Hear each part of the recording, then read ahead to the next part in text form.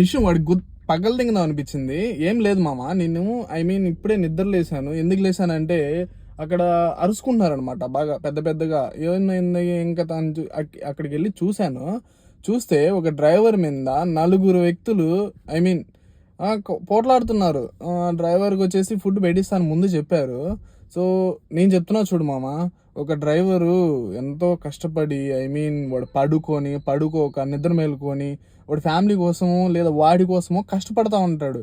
వాడికి నువ్వు ఇలా చేయాల్సిందే, ఫుడ్ అమౌంట్ ఇస్తా అని చెప్పి లాస్ట్లో ఇస్తా అని చెప్పి నీ బిహేవియర్ బాగాలేదు, నీ డ్రైవింగ్ బాగాలేదంటే, అరే బాయ్ నువ్వు ముందు చెప్పాలి కదా. ఎక్కినప్పుడు లేదా తోలేటప్పుడు నువ్వు ఉన్నావు కదా, సావలా కదా, నువ్వు ముందు చెప్పాలి కదా. అంటే ఒక డ్రైవర్ అంటే చులకన, ఒక డ్రైవర్ అంటే మీకు చులకన, అంతే.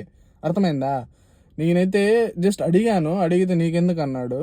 సో ఒకటి గుర్తుపెట్టుకోండి, సో టూరిస్టులు కానీ లేదా ఎవరైనా కానీ ఒక డ్రైవర్ అంటే మీతో పాటు కొంచెం బాగా చూసుకోండి. నేను వచ్చాను ఈరోజు, నేను తీసుకొచ్చిన కస్టమర్ అయితే అంటే వాళ్ళ ఫ్యామిలీలో ఒక వ్యక్తిగా చూసుకున్నాడు నన్నైతే.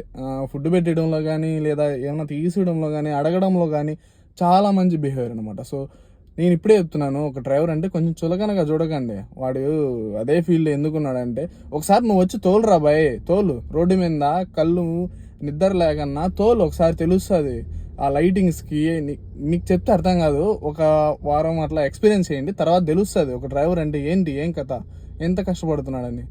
ఊరికినే సరేలేరా బాయ్, ఉంటా. మీకు చెప్పిన అర్థం కాదు ఒక డ్రైవర్ బాధలు ఏంటో.